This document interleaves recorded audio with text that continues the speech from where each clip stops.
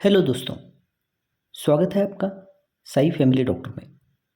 दोस्तों, आज की इस वीडियो में हम ब्रीफरिल कैप्सूल के फ़ायदे, कैसे इस्तेमाल करना है, कितने दिनों तक इस्तेमाल करें, इस्तेमाल करने के बाद क्या क्या साइड इफ़ेक्ट्स हो सकते हैं, इन सारी बातों को जानेंगे। तो वीडियो को शुरू से आखिर तक ज़रूर देखें। दोस्तों, ब्रीफरिल कैप्सूल को वाइटल केयर फार्मा कंपनी बनाती है।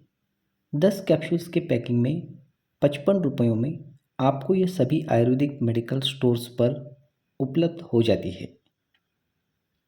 दोस्तों, बात करें इसके कंपोजिशन की, तो इसमें आंवला, अपामार्क, जीरा, कंठकारी, कुश्ता, पिप्पली, भारंगी और सोमघृत होते हैं।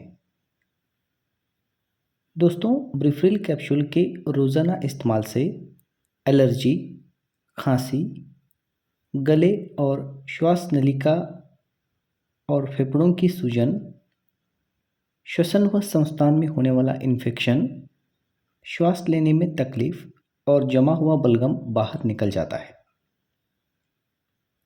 दोस्तों, ब्रीफरिल कैप्सूल का उपयोग दमा यानी अस्थमा को ठीक करने के लिए किया जाता है।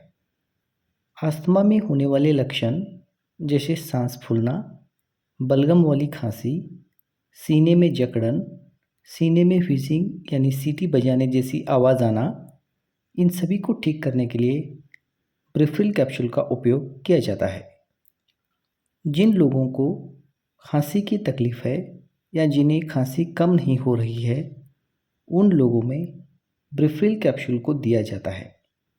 दोस्तों, किसी कारणवश अगर गले में सूजन आ गई है तो गले में दर्द होने लगता है, निगलते समय तकलीफ होती है, तो इस तरह के लक्षणों को और गले की सूजन को कम करने के लिए ब्रीफरिल कैप्सूल का उपयोग किया जाता है। जिन लोगों में ब्रोंकाइटिस की समस्या हो गई है, उन्हें ब्रीफरिल कैप्सूल को लेने की सलाह दी जाती है। दोस्तों, अगर हम ब्रीफरिल कैप्सूल के डोसेज की बात करें तो इसे दिन में 2 बार सुबह शाम खाने के बाद आप ले सकते हैं।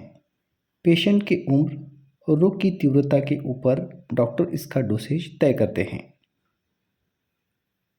दोस्तों, बात करें इसके साइड इफ़ेक्ट्स की, तो इसके ज़्यादातर साइड इफ़ेक्ट्स नहीं होते, लेकिन फिर भी आप इसका इस्तेमाल अपने डॉक्टर की सलाह से ही करें।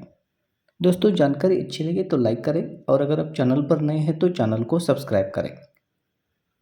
मिलते हैं अगले वीडियो में किसी और मेडिसिन की जानकारी के साथ। धन्यवाद।